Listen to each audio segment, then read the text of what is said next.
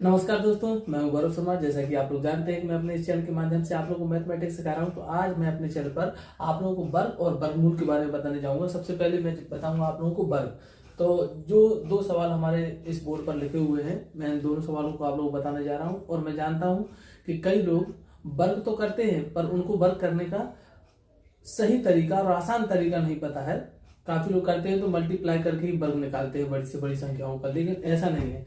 हम लोग नॉर्मल भी आराम से एक छोटा सा तरीका होता है या ट्रिक समझ लीजिए कि उस तरीके से भी हम वर्ग निकाल सकते हैं और बहुत आसानी से किसी भी संख्या का। मतलब बहुत ज्यादा ट्रिकें याद करने की आवश्यकता नहीं है, क्योंकि मैंने और भी वीडियोस देखे हैं यूट्यूब पर जिनमें कई सारी ट्रिक्स बताई जाती हैं। 1 से 50 तक के अलग, 50 से 100 तक के अलग, इस तरीके से अलग अलग। लेकिन ऐसा कुछ नहीं है, एक ही ट्रिक में आप किसी भी संख्या का वर्ग कर सकते हो, करेक्ट आएगा। तो आइए हम शुरुआत करते हैं। पहला सवाल 87 का हमको वर्ग ज्ञात करना है। तो मैं बता दूं कि तरीका बहुत आसान तरीके से कैसे हम वर्ग कर सकते हैं, वही मैं आप लोगों को बताने जा रहा हूं। संख्या को इस तरीके से मैं आप लोगों को लिख दे रहा हूं। और तरीका क्या है, आप लोगों को एक फॉर्मूला है a प्लस बी का whole square, A square plus B square plus 2ab। उसमें a 8 मान लो, b 7 मान लो। इस तरीके से आप दो संख्याओं को मान सकते हैं। तो पहली संख्या 8 और दूसरी संख्या 7। तो इस तरफ आएगा a स्क्वायर यानी कि 8 का स्क्वायर, 8 8 64। और इस तरफ आएगा b स्क्वायर, 7 7 49। ठीक है। और नीचे आएगा 2ab 2 गुणा 8 गुणा 7, 2 8 16, 16 7 112। 2ab याद रखिएगा, इकाई की संख्या इसके नीचे आएगी इस तरीके से। अब इसको आप क्या करेंगे, जोड़ देंगे, क्योंकि पूरे फॉर्मूले में प्लस का निशान है। ठीक है, जोड़ दीजिए। इसके नीचे 0 मान लीजिए। 9 4 और 2 6, 4 और 1 5, 6 और 1 7। आंसर। इस तरीके से आप किसी भी संख्या का वर्ग ज्ञात कर सकते हैं। तो ये मैंने आप लोगों को वर्ग ज्ञात करने की एक विधि बताई है। बहुत आसानी से बहुत जल्दी वर्ग ज्ञात कर सकते हैं आप, ज्यादा गुणा नहीं करना पड़ेगा बड़ी संख्याओं का। आइए अगला सवाल। वह छोटी से छोटी संख्या ज्ञात कीजिए जिससे 9408 को भाग देने पर भागफल पूर्ण वर्ग होगा। मतलब भागफल यानी कि उत्तर पूर्ण वर्ग होगा। ऐसी कौन सी संख्या, मतलब ऐसी कोई संख्या अधूरी है, मतलब ऐसी कोई संख्या एक्स्ट्रा का गुणा किया गया है इस संख्या में, जिसको हम निकाल देंगे तो बची हुई संख्या पूर्ण वर्ग होगी। तो पूर्ण वर्ग निकालने के लिए मैं सबसे पहले आप लोग गुणनखंड विधि बता रहा हूं। गुणनखंड विधि से वर्ग ज्ञात करना, वर्ग ज्ञात करना। तो गुणनखंड विधि क्या होती है, सबसे पहले इस संख्या को लिख लिया एक ग्राफ के अंदर 9408, फिर 2 से हमने भाग दिया, 2 चौके 8, 2 7 14, 0 2 चौके 8, फिर 2 से लिया, 2 दूनी 4, 2 तिया 6, सॉरी 2 दूनी 4, 2 तिया 6, 2 पंजे 10, 2 दूनी 4, फिर 2 से दिया, 2 एकम 2, 2 एकम 2, 2 7 14, 2 6 12, फिर 2 से दिया, 2 पंजे 10, 2 अट्ठे 16, 2 अट्ठे 16, फिर 2 से दिया, 2 चौक 2 दूनी 4, 2 9 18, 2 चौके 8, फिर 2 से दिया, 2 एकम 2, 2 चौके 8, 2 सत्ते 14, सॉरी। अब 147 ऐसी कौन सी संख्या है जो 147 में भाग जाएगा, जिसका कोई संख्या 7, 7 दूनी 14, 7 एकम 7। अब फिर से 7, 7 है 21, लेकिन 3 अकेली बची। यानी कि हमारे पास 2 का एक जोड़ा हो गया, फिर 2 का एक जोड़ा हुआ, फिर 2 का और फिर 7 का, यानी कि 1 2 1 2 1 2 और 1 7। लेकिन 3 एक ऐसी संख्या है जो हमारे पास एक्स्ट्रा है। तो इसी एक संख्या का भाग देने पर यह संख्या पूर्ण वर्ग हो जाएगी। तो आंसर क्या हो जाएगा, 3। वो बोले वह छोटी से छोटी संख्या ज्ञात कीजिए जिससे इसको भाग देने पर भागफल पूर्ण वर्ग हो जाए।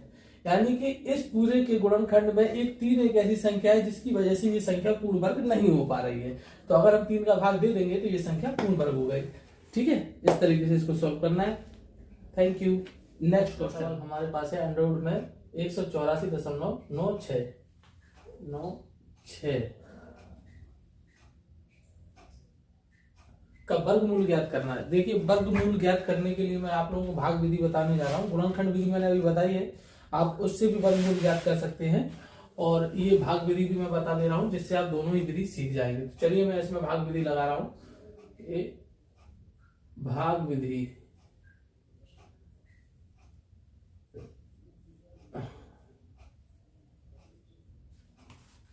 भाग विधि में क्या करते हैं, सबसे पहले एक ग्राफ बनाते हैं, उसमें यहां पर ये संख्या लिख ली जाती है।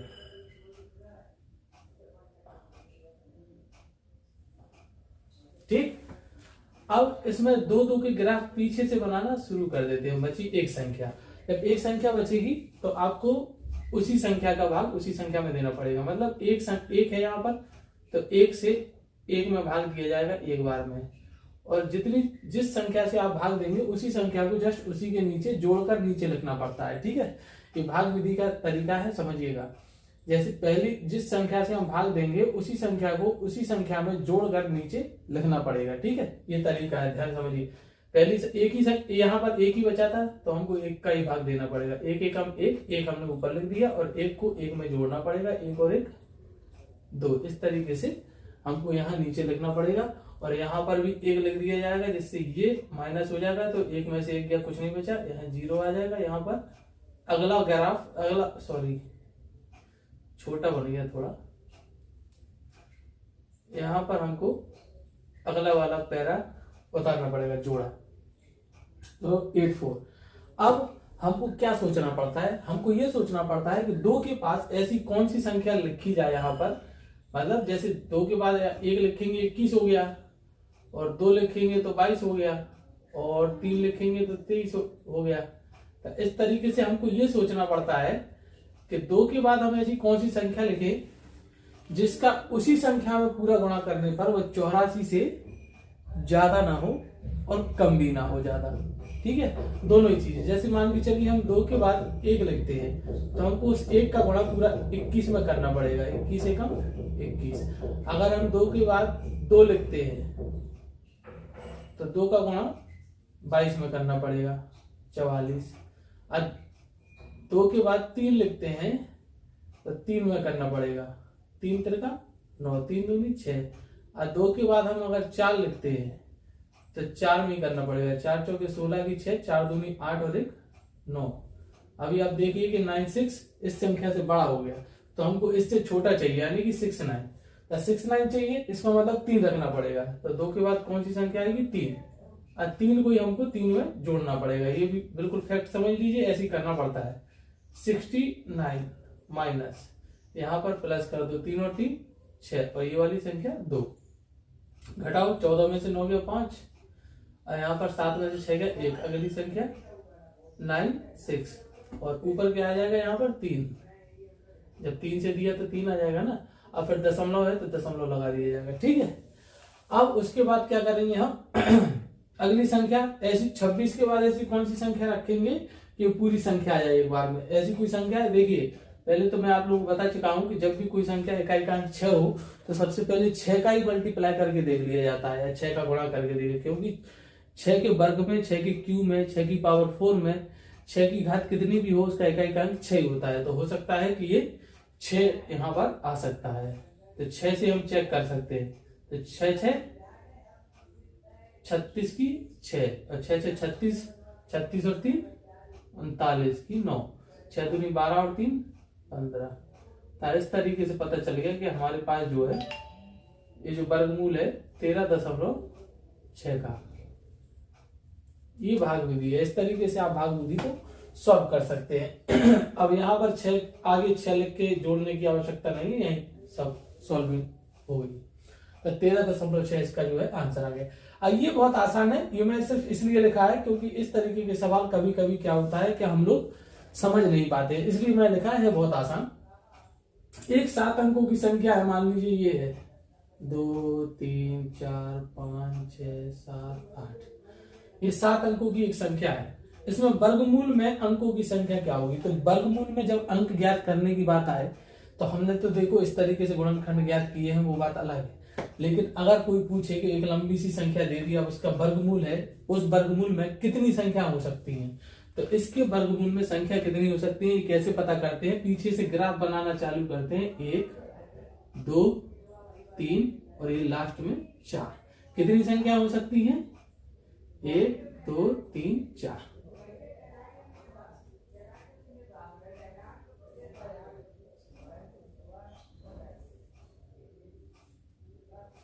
तो 4 संख्याएं इसके वर्गमूल में हो सकती हैं, यही इसका आंसर होगा। इस तरीके से ये बता सकते हैं हम लोग। 10 में, 15 में, 20 में, कितनी भी संख्याओं के बारे में पूछ लेंगे, इतनी संख्याओं के वर्गमूल में कितनी होंगे, तो ये पता चल जाएगा। ठीक है, इस तरीके से 4 संख्याएं होंगी। तो ये दोनों ही सवाल आपकी समझ में आ गए। चलिए अगला सवाल। तो अगला सवाल क्या बोलता है, देखिए, वह छोटी से छोटी संख्या ज्ञात कीजिए जिससे 1890 में गुणा करने पर गुणनफल पूर्ण वर्ग हो जाए। देखिए ये एक बात किस चीज की कर रहे हैं? गुणा करने की, यानी कि किसी संख्या का गुणा करना है। सबसे पहले हमको यही पकड़ना पड़ता है कि आखिर ये क्या पूछ रहे हैं। ये पूछ रहे हैं कि गुणा करना है, मतलब ये कह रहे हैं कि गुणा करने पर गुणनफल वर्ग हो जाए, ऐसा ये बोल रहे हैं। तो सबसे पहले तो हम ये पता करेंगे कि ये जो है संख्या 1890, क्या ये पूर्ण वर्ग है? अगर ये पूर्ण वर्ग नहीं है तो इसमें किस चीज की कमी है, यानी कि किसी न किसी चीज की कमी होगी, तभी तो वो गुणा करने के लिए बोल रहे। चलिए तो पहले हम कमी निकाल लेते हैं, यानी कि सबसे पहले हम इसका गुणनफल ज्ञात करने की कोशिश करते हैं। तो गुणनफल भाग विधि और गुणनखंड विधि में बता चुका हूं। चलिए गुणनफल विधि में यहाँ पर लगाने वाला हूं 1890। तो सबसे पहले तो मैं आप लोगों को बता दूं कि लास्ट में कितनी संख्या है? 0। तो 0 है तो चाहे 5 से दे लो, चाहे 2 से दे लो, और चाहे 10 से दे लो, कोई फर्क नहीं पड़ने वाला है। चलिए तो मैं सीधा 10 से ही दे देता हूं। नहीं 10 से नहीं, सॉरी 10 से नहीं, 2 से या 5 से, मतलब ऐसी संख्या से दिया जाता है गुणनखंड विधि में या भाग विधि में जो संख्या आपस में कटना, किसी भी संख्या से कट ना रही हो।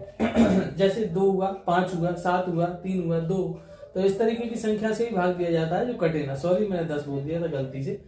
तो चलिए मैं 5 से स्टार्ट कर देता हूं। 5 5 3 15, 5 7 35 और 5 ठीक 40।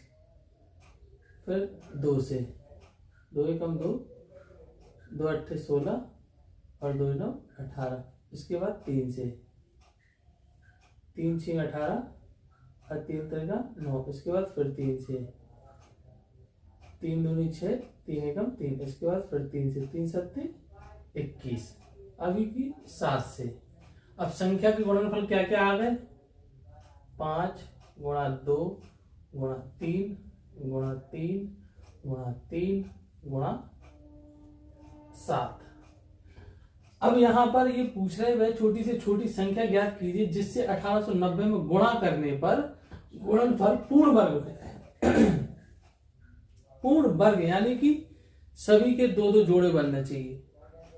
ऐसी संख्या का गुणा करना है जिससे 5 का भी 2 जोड़े बन जाए, 2 के भी 2 जोड़े बन जाए और 7 का भी 2 जोड़ा बन जाए। जो 3 की भी कमी है इसका भी 1 जोड़ा बन जाए।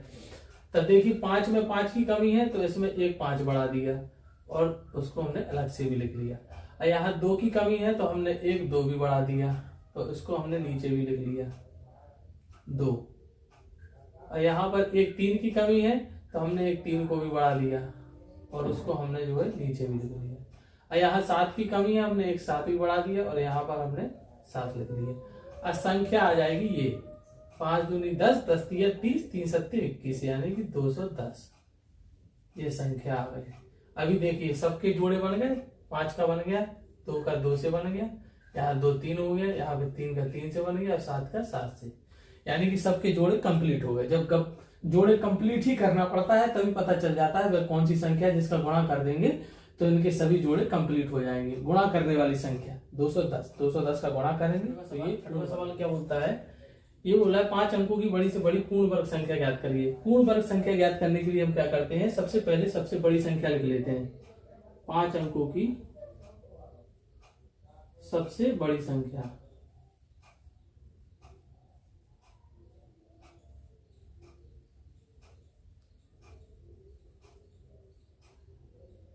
नाइन 9 ये वही 5 अंक की सबसे बड़ी संख्या। अब इसका जो है हम क्या करेंगे? वर्गमूल निकाल लेंगे। वर्गमूल निकालने के लिए क्या करेंगे, भाग विधि से हम इसका वर्गमूल निकालेंगे। 9 9 9। मैंने आप लोगों को पहले ही बताया है, करते क्या है, पीछे से जोड़ा बनाते हैं। बचा 9। अब 3 एक ऐसी संख्या है जिसका उसी संख्या को गुणा करने पर 9 आ जाएगा। 3 3 का 9, यहाँ भी 3 और ऊपर भी 3, 3 और 3 6। यहाँ पर 9 में से 9 गया 0। अगली संख्या 9 9। अब ऐसी संख्या का गुणा करना है और ऐसी संख्या लिखना है यहाँ पर जिसका उसी संख्या में गुणा करने पर इससे कम आए, तो वो तो 1 ही होगी। 1 यहाँ प्लस में भी 1 आ जाएगा। ठीक है, 1 1 2 और ये 6। यहाँ पर 1 इंटू 1 1, 1 इंटू 6 6, माइनस 9 में से 1 गया 8, 9 में से 6 गया 3। अगली संख्या बता दी 9 9। अभी कौन सी संख्या होगी, कोई बता सकता है? कोशिश करके देखिए। यहां पर ऐसी कौन सी संख्या लिखें जिसका इन्हीं संख्याओं में गुणा करने पर इतना आ जाए। चलिए कोशिश करते हैं। यहां पर हम 7 लिखने की कोशिश करते हैं। 62 के बाद 7, 7 7 49 की 9, 7 दूनी 14, 14 और 4 18, 7 42 और 43। ये जो है ज्यादा हो गई, तो हम कितनी रख सकते हैं? 3 भी नहीं हो रही, तो कितना रखेंगे हम? 5 रखने की कोशिश करते हैं। 5 5 25 की 5, 5 दूनी 10 और 2 12 की 2, 5 31 और 1 31, तो ये आ गई 5। 6 रखने से क्या होगा? 6 भी रख के देख ले रहे। 6 2 और 6, 6 से 36 की 6, 6 दूनी 12 और 3 15 की 5, 6 से 36 और 1 37। तो हम जो संख्या रखेंगे वो क्या होगी, आप लोगों ने देख ही लिया होगा। ये वाली सबसे करीब है, जो सबसे करीब है वही लिखना पड़ता है।